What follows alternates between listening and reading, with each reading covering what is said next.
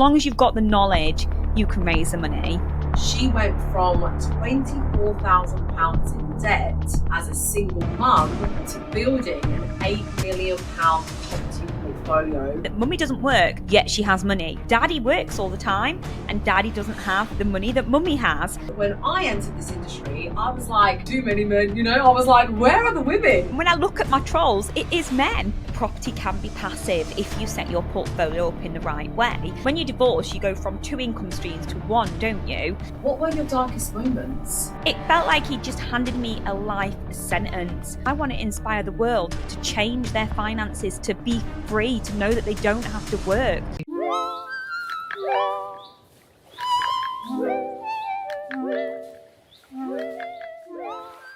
Welcome back to another episode of the Money Honey podcast, the show that brings together the best, most talented women in the property, finance, and construction industries. Because when I entered this industry, I was like, where are the too many men? I was like, where are the women? So I wish I'd had this as, and now there's lots, there's lots more, but I wish I had something that, as I was entering the industry 10 years ago, made me feel represented, made me feel seen, made me feel understood. And instead of like tapping into, and I really did kind of lean into my masculine energy, I was like, yep, got to do, I've got to go on a construction site today. And I've got to, because I was doing a lot of construction recruitment, it felt like I needed to lean into that masculine energy now. And my competition was always a guy, like another guy in recruitment. But actually now I'm just so much more comfortable in my own skin and embracing my own femininity. Because before that used to be seen as like, kind of like a hindrance, because if I'd go on site and I'd be dressed, very feminine, maybe I'd had an office dress and like my hair was blow dried, it kind of felt like I was looking for the wrong type of attention, and I would get the attention for the wrong reasons. And I was like, I'm here to like see if you need a project manager or a site manager, because I was doing white collar construction and I just didn't feel like I was being taken seriously. So now I want to take that social responsibility. This is not my day job, right? I've got a long list of things to do after recording podcasts, but I just wanted to use my time to show other women, look, this is what we all look like in this industry. You are not alone, and this is how we've navigated through it. So today I'm joined by, well, if you don't know her, then you just obviously aren't in property. Like, there's just no way you are educating yourself and you're out there and you're doing the research without coming across her. Okay, so you're gonna love it, because what I didn't know is that she went from £24,000 in debt as a single mum to building an £8 million property portfolio and leading several multi-million pound businesses. Now, that is a very good story of determination, resilience, and smart decision making. So I want access to, I want to know how she did that. And I'm bringing this story to you. I'm sure for those of you who already know her, you might already know the story. But I'm very, very honored to be spending the next 30 minutes with the one and only Abi Hookway. So here she is. How are you doing? Hi, I'm great, thanks. Thank you so much for having me on.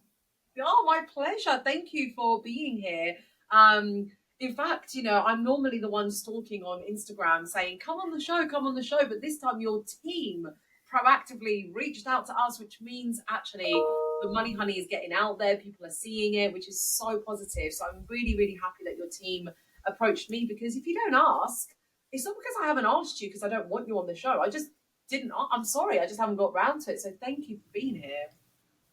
No, we've seen your show and I love what you're doing for females in property, money, business, because you're right, there's not enough of us. And I know there's a lot more than there was, but there's still not enough of us out there doing amazing things.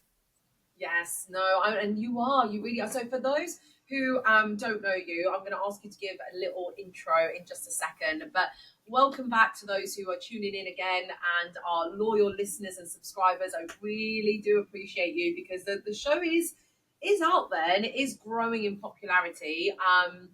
We are trying really hard behind the scenes to get our numbers right, to get those subscribers and the views. So I've been hiring new team members. So we are revamping the Money Honey and we are going to make it, I'm taking it really seriously now. Before it was just like a casual chat. Now we are going to make this show as best as possible. But without your support, it isn't possible. So if you are new, please just be an extra friend in this community, be another subscriber, because the more people like you subscribe, then the more people like Abby we can get on the show, and others as well. So remember to subscribe. But anyway, let's dive back into the conversation. Abby, tell us who you are, what you do, and don't hold back. So I'm Abi, property investor, entrepreneur, and I do everything around property. I just love property. So 8 years ago when I started, like most people, I got married, had kids, been working my way up the career ladder, and I was really, really struggling trying to work, be the perfect person at work, be the perfect wife, trying to be a best mum. How can you do it when you have so little time? And at the time, I went through a divorce with my then husband, and I really found myself in a really awful situation where you don't have money because the divorce took everything from me. I was living in a little rented house. I was in a lot of debt. My credit rating was ruined. And yet I was still working 40 hours a week at a call center to try and look after my kids and give them everything. And I thought there's got to be a better way because I am exhausted of trying to do this and trying to do everything right. And you see on social media, don't you, these people that have these amazing lifestyles, they're constantly on holiday. And I was like, how do they have all the money? How can they be on holiday? And I figured it out. These people have assets that pay their life. Could be property, could be business, but they don't work for money. And then I thought about, well, what do I want to do? What do I love doing? And this was back in my little tiny rented house. And I was looking at my little tiny rented house thinking, my landlord makes money from this little house because I pay her and it's not the best. And she wasn't the best landlady. And I think that helped me go on to be a good landlady. And I was thinking, what if I can do it? Then I was like, I've got a bad credit rating and I've got no money. So where am I? And I started Googling one night and I come across a guy called Paul Smith, who ended up being my mentor. And he was saying that you can make money and you can buy property with other people's money. So you can make money using other people's money. Apparently they do this all the time in the business world. It's called leverage. Nobody told me. And he was talking about how you borrow money from someone else, you'll buy a property, do it up, you can sell it, keep it, and this is how you build an income stream. So I went out to meet him and I just put every effort into it. So my first year in property, I made £148,000, which was game changing for me. Paid off my debt, took my kids on holiday. It was hard work. I don't think I got any sleep that first year and I was trying to work it all out, but I just knew there was more to life. And I wanted to be financially free, which is now 8 years later I am. Wow. I mean, that is, in a nutshell, a very long, but I mean, you talk about it now with such grace and such positivity. What were your darkest moments?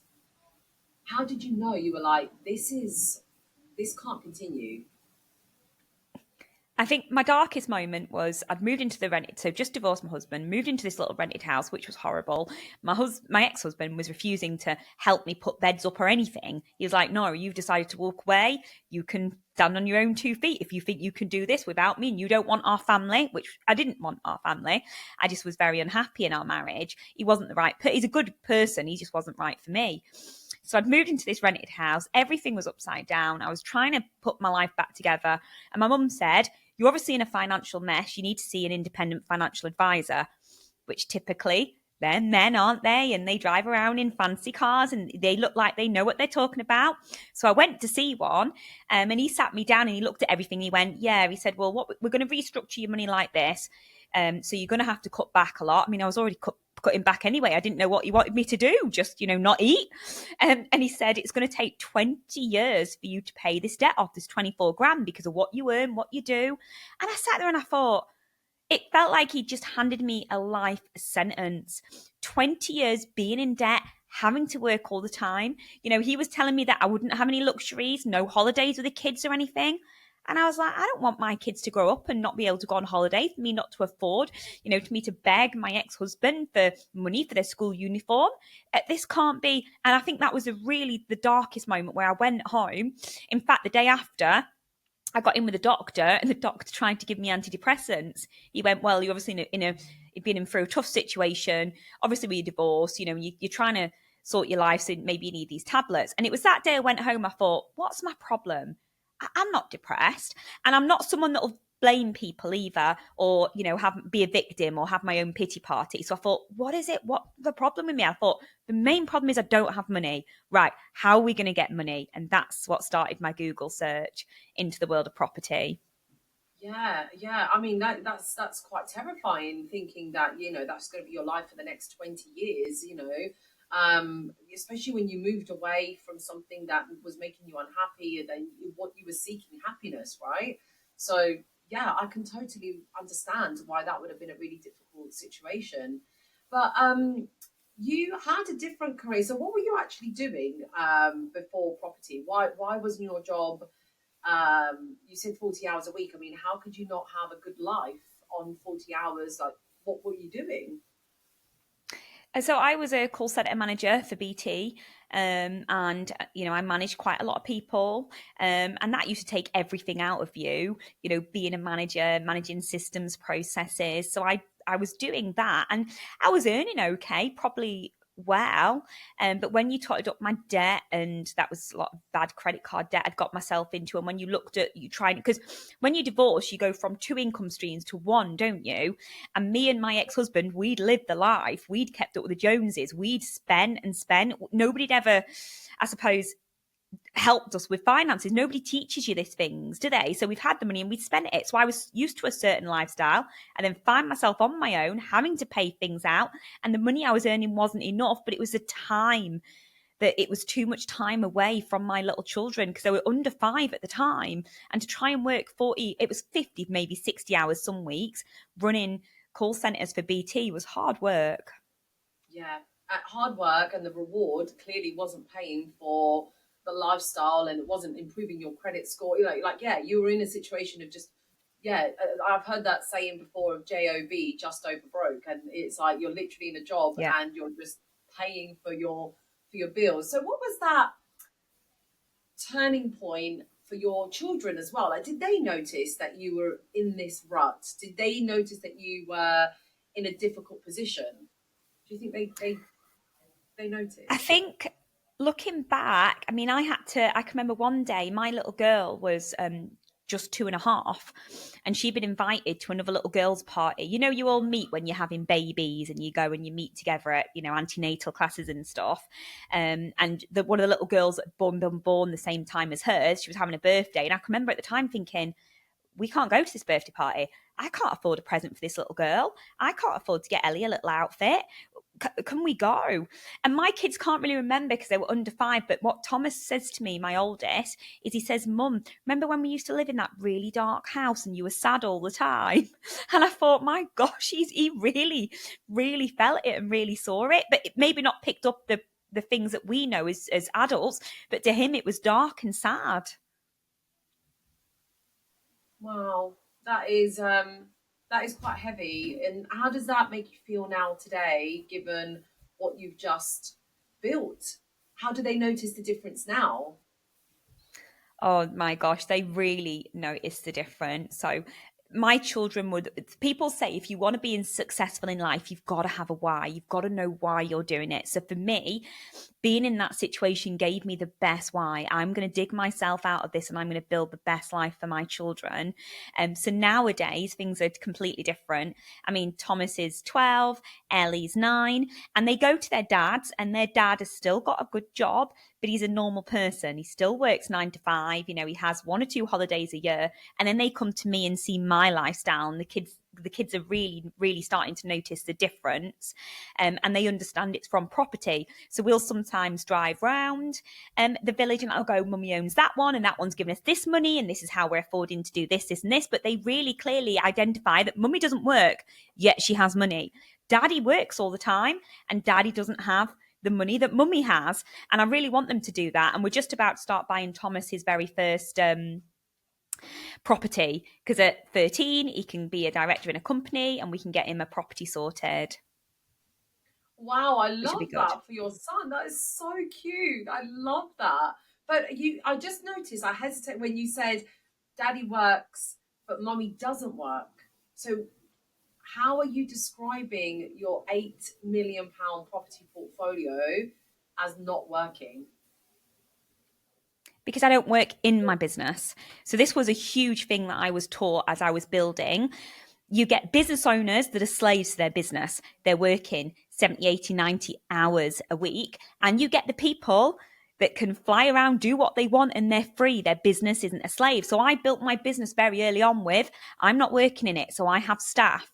So I have staff that looks after the business. That's my property business. I have an estate agency and I employ nearly 30, 40 members of staff. So I outsource it and I rock up for board meetings and I direct, but I am not in my business every single day. Right. Okay. So I guess because let's face it, like a lot of people talk about property like it's passive income and there's no, it just money rolls in. But what work does actually go into running a property portfolio or running a property business? Obviously, you've hired a lot of staff. So what job opportunities have you opened up for people then? Because someone's got to do the work. And what does that work look like? Yeah, I am a massive believer that property can be passive if you set your portfolio up in the right way. So before I got to a critical mass, I had letting agents and the letting agents would do it. I would hear from the letting agents once a month. What would I want the letting agent to do? Make sure the tenant's good, checks on the tenancy and make sure everything's compliant. They sort handyman and stuff, and I would just once a month speak to the letting agent, agree what I owed them, I take my profit. Property can be passive. Now, if you're growing property, it's not passive because you physically need to get out there, get the deals.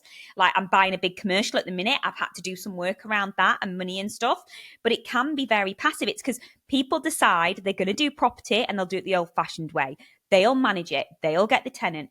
They'll do the refurb. They'll buy the plot of land and build the house. That's not, but it can be. And this is why you're getting big pension funds invest in property. Why? Why are pension funds investing in property? Because it's safe. It doubles every 10 years and it is very passive. You won't get pension funds investing in something that isn't. So I think it's just the knowledge people have and how they approach it. But for me, I do have a team of staff now, but only because I got to critical mass point where it's silly paying a letting agent 10%. I might as well have my own staff that I'm training and get my own staff out looking for deals, finding the deals, helping me with my private investors that, help me fund my properties. Yeah, amazing. Of course, I think it's just clear to highlight. I wanted, given the conversations I've been having with people saying, "Oh, property's passive," and then they end up being stuck in so many headaches and so many jobs that they didn't expect to do. But actually, you've got to maybe hire some people or do that at the beginning in order for you to be in a position to then have a team that does it for you, right? Yeah, and you get tired landlords that have been landlords for a long time, haven't kept up with their property maintenance, and they struggle with property because it's not passive, because they've not built it in the right way. It's like anything. You can have two business owners, both own a carpet shop. One of them thinks it's draining the life out of them and they can't live and it's not passive. The other one's made it passive because they're working on their business, not in it. And I advise all my students, get out of your business. You're the one that's going to block it. Get on here, get moving it, building it. Don't be doing the day to day. Get rid of the admin, get rid of anything like that. I don't do admin. I've got PAs and all sorts that do it for me. I don't fill in paperwork. My team do it.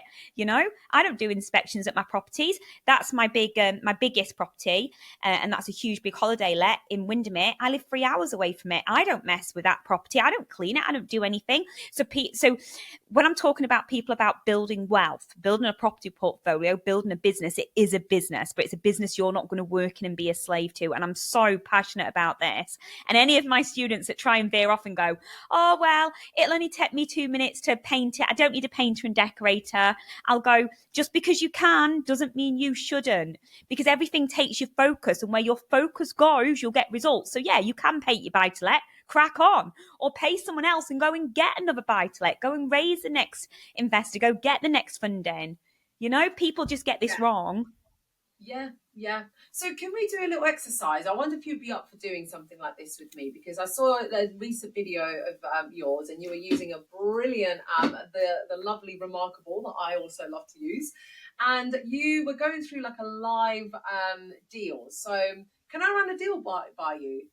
Of course, go for it. Should we do it? Should we just see? Right. Okay. So there's a property on the market for 315.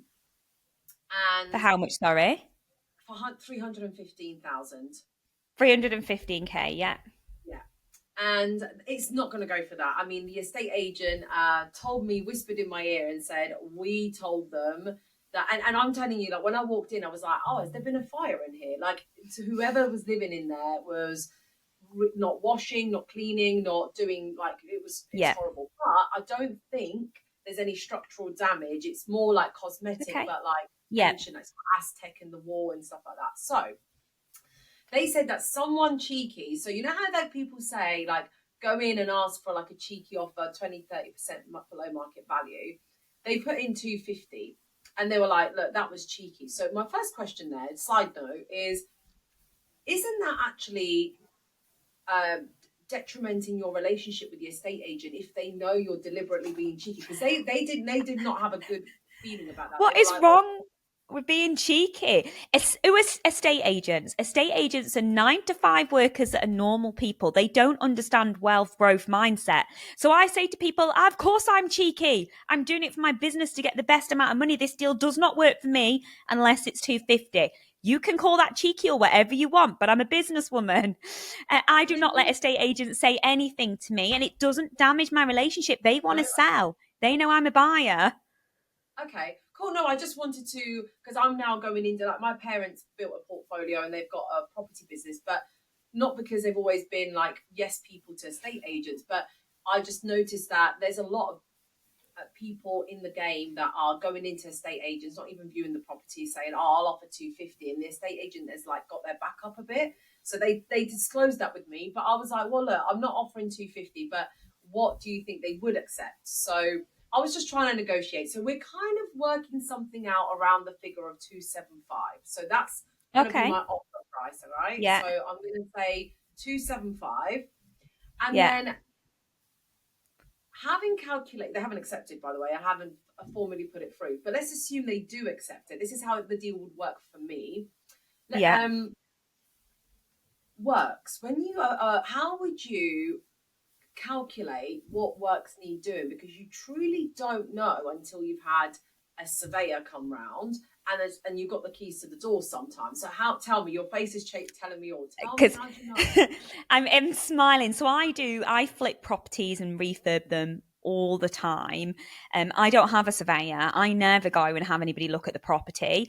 I'll go view it. From experience, I'll kind of figure out what needs doing. Second viewing, I take my builder who will help me pull together the quote. But I don't mess around with surveys. I think they're a waste of time, and that's how I buy fast and I buy quick. But what I would do is, like, this is like for this analysis before you've viewed, is I probably use a figure of 50 grand. Say it's probably going to need 50 grand spending on it.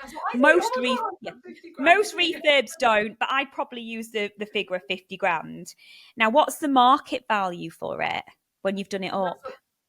Oh, yeah. So then I said to her, if I did it up and gave it back to you and it was beautiful, she said she'd put it back on the market for 400. 400, okay. So and then I looked at comparables, and then down the road, there was another property similar that sold for 400.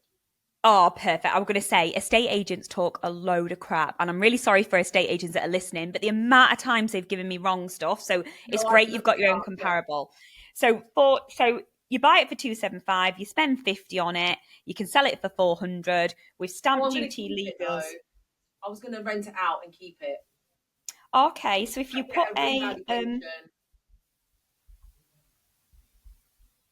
so Yeah, that means you stamp. can pull 300k cash out if you put a 75% loan to value mortgage on it. So that We've means you're got going to a leave some yeah. money in the deal. Yes, it will You're going to be, leave and this is 25 grand in. yeah. Yeah, so the original 250 worked. So I wouldn't be Mine. offering 275. I'd be viewing it and I'd be haggling hard with the agent to get it down as much as possible to 250. We're Or I talking walk away and exactly you find 10 other deals. right. I don't So leave not money in too deals, much. and you don't need to. There's loads out there. The estate, what I would say is say to the estate agent, my offer of 250 cash stands. If they change their mind, let me know. I'm going to go view a load of others, but I'm here. And I can tell you the amount of times the agent has rang me saying to me, yeah. I even had an agent last year and he said, you're never going to get that amount of money off. Who do you think you are? I said, it's okay. I said, if it doesn't work for you, that's no problem. But I'm telling you my thoughts as a businesswoman. Anyway, 2 weeks later, he comes back. They'll accept your offer. I was like, thank you very much. Mm. Thought so. Well, this is it, isn't it? We're trying to. So, do you think? Right. Okay. So now let's. Thank you for assessing that. That was fun. That was good, and I'm glad we're both kind of like on the same wavelength. Yeah, it'd be a good deal. Yeah. Well, we'll see. Well, there could be the second viewing today, and I'm going with someone to have a look at the works. Now, do you think that because you've got so many properties, right? And millions of pounds in your portfolio. How do you decide what strategy to use? Flipping, buy to let, serviced accommodation, like someone who's starting out though. So remember back to your first day one, not like now as an £8 million property landlord Yeah. or a portfolio landlord. Think like someone's pulled equity out of their house, right? Yeah. This is it, right? This is Yeah. their like only one budget. How far can they let that budget go? Like what's the most effective use of that budget? It depends what they're looking to do. If they're looking to create assets for long term legacy and they're happy keeping money in because they're going to make more money, then that's fine. If they need to make cash flow, we do two things with them. I would recommend if someone's releasing money from their house to do this, go and do a flip and make 100 grand. It's easy to do. Once you've made 100 grand, your life will change because then you need to know how to make another 100 grand. You've got it. You've got the blueprint, and it's like rinse and repeat. I do the same thing now that I did 8 years ago. Exactly the same. I'm just dead good at it because I've done it so much. And so I'd probably say property flipping for cash flow. The other thing you can do is be a deal sourcer. There's so many people out there with loads of money, they can't find the deals. So with being a deal sourcer, you could get really, really good at finding deals, monetize that and make 5 grand every time. And then as the money starts coming in, you can quit your job and then start building. But mostly we start people off in either property flipping, sometimes rent to rent and deal packaging. Then when you start the money coming in, then we can look at the bigger stuff like holiday lets, commercial property and the more advanced things. But we get them really used to running a property business, doing a flip. And it is anybody in 6 months can do a property flip. I am adamant. The biggest thing that stops them is their own mind. They think they can't. And that's what I think this deal could be. It's like, even though we flip it, I want to keep it because it's in the area, it's in my Yeah. hometown, in an area that I actually Yeah. know. I know what the capital growth is going to be, etc. Yeah. But about the works, then, yeah. So you were saying, okay, so you start out, do a flip, you rent it back out, or you sell it back on the market, and you do that. Then, what about how to get into safe joint ventures with people? And what if you haven't got the experience, like you said about giving advice of people doing deal sourcing, and using other people's money? How do you do that without experience? You get educated, and then everybody's got to start somewhere. My dentist gave me £200,000 when I was skin, had a default on my credit rating. I was in so much debt. with my 2 little kids. I didn't own any property, and he gave me that money. Why? Because I gave him a great investment solution. Most people don't realize there's not a lack of money in this world. There's a lack of knowledge of how to access that money. So my dentist problem was he's working all the hours in his dental practice. He's doing so well, but he's making so much money. What does he do? Stocks and shares are unknown for him. And we've seen over the last few weeks how easily you can lose money there. Crypto's the Wild West, and it was only starting when he was looking at it. Where can he put his money and get a safe return? I'll give him 10% a year, but not only that, I give him the best guarantee that I can give him that's bank grade security. I give him first charge on the property. So if I don't pay him back, he can repossess and get his money back, which you can't get that type of security with any other investment. So it's how you can explain to these people. So when I'm teaching my students, I'll teach them about investor packs, working with high net individuals, how to work with high net individuals. And my students raise the money. I've had a 17-year-old, no experience. He's 17. He doesn't want to go to uni, and he got his investor. His parents haven't invested in him.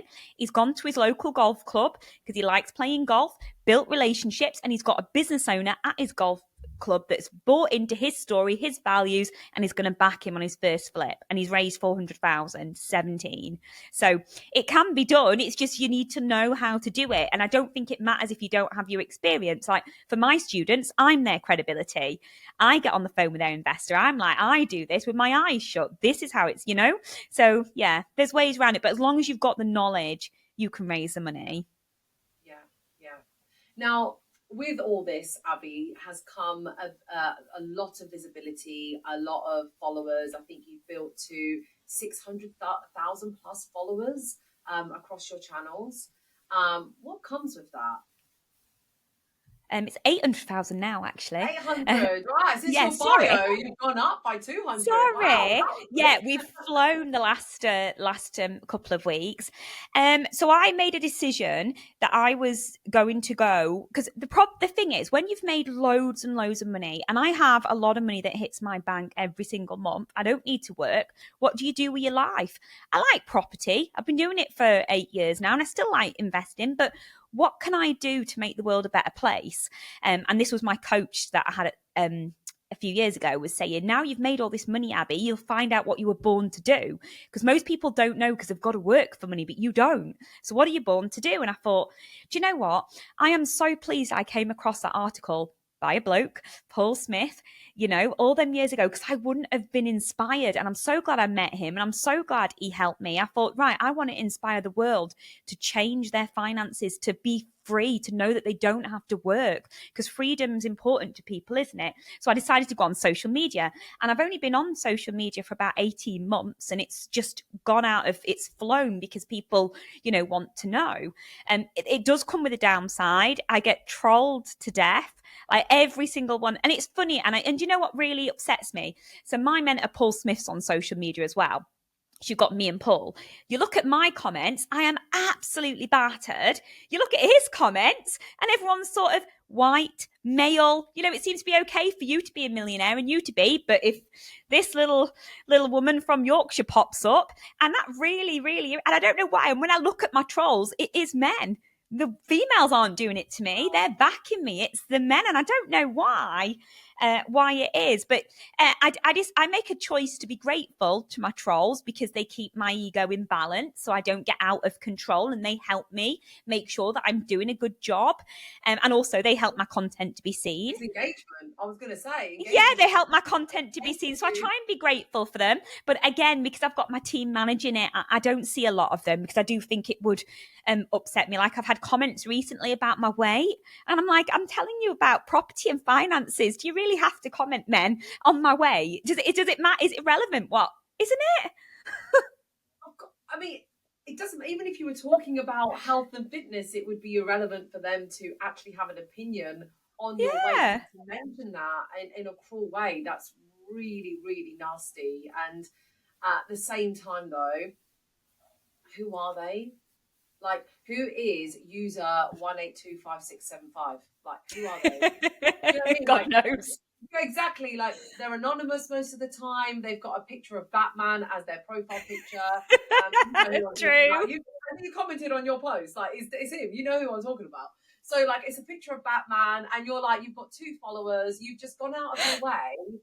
And I just feel sorry for them, like I'm not grateful for them. I feel sorry that, Yeah. and I don't mean this in a sarcastic way, like I genuinely feel sorry that there are people out there that unfortunately don't have a happy place in their head. You know, they're not in a great place, they're not in a good way, and they're on their phone all day. And if you do, start gaining traction on social media, at first you think you want the vanity metrics, that you want the likes and the followers, and then when you get them you realize you're getting them from a corner of the internet that is very dark, very dark. And yeah, it's great to have the followers, but you are that's what comes with that. And I've noticed, like lately I've just been monitoring a lot more my Instagram because I'm getting more active on there.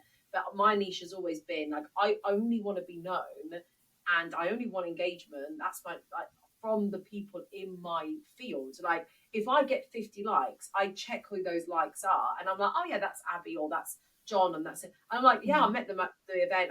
I know who they are.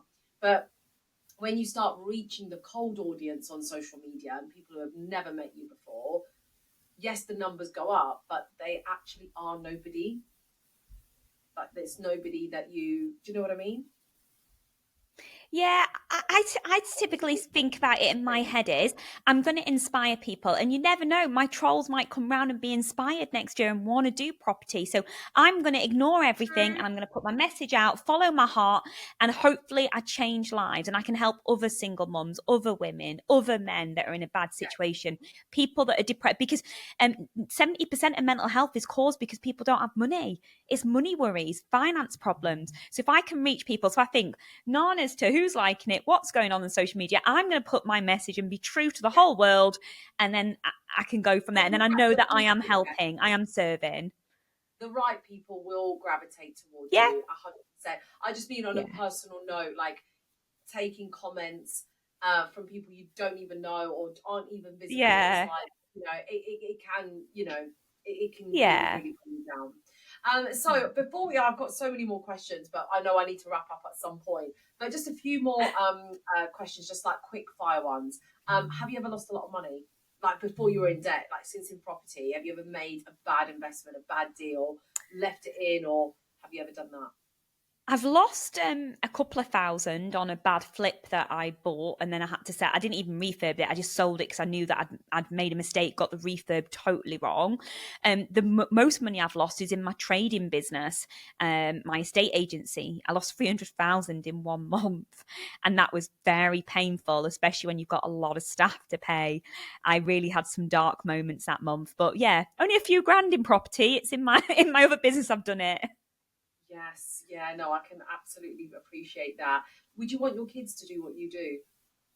I would love them to do what I do. I would love them to just be free and travel the world and live a life that we were meant to live. We weren't meant to live 9 to 5 paying bills. We were meant to do so much more. And that's what I want for my kids, peace and fulfillment to do what they'd love to do. Love that. Thank you, Abby. Now, if anyone wanted to reach out and learn more about you and follow your journey and your story, where's the best place to find you? Either on social media, I'm Abi Hookway, or abihookway.com is my website. And you can grab a copy of my Amazon best-selling book, but it's free on my website. Amazing. Yes, I love an Amazon bestseller. So there you Yay! have it. There you have it, everybody. Congratulations, Abby, with everything that you've done. Absolutely amazing to have you here, get to learn more about you, and be in your presence for half an hour. Thank you for running that deal with me. I'll let you know how I get on. But Yeah. yeah, for everybody else, if you, of course, loved this episode and you think someone would benefit from it, and you like how Abby was describing her past and her clients and how they feel. If you're like, oh my gosh, this is me, then please give this a thumbs up, support the message, but also maybe send it to whoever you think might actually benefit from listening to this conversation, or reach out to Abby privately and carry on that conversation. You are more than welcome to do that, because Abby's here to share her knowledge and to share her wisdom. But again, thank you to all the money honeys that tune in. We have a newsletter that comes out weekly to keep you up to date with all the episodes that are out. It also gives you up to date information about new episodes coming ahead or previous ones. And if you want to be on the show, that's another way to get through to us. It's just like email, maybe just send me a DM and let me know if you'd like to be on the show or if you'd like to nominate anybody. In fact, that's my final question to Abby, which is if you would like, if you could have anybody on the show that you would love to listen to or whose story you think we should listen to, who would that be? Ooh, a lady called Rachel Peterson. She's in the States. She's, yeah, changed her life overnight. She'd be really inspirational. Interesting. I'll have to look her up. But thank you. Thank you, everybody, again. Thank And see you you. on the next show.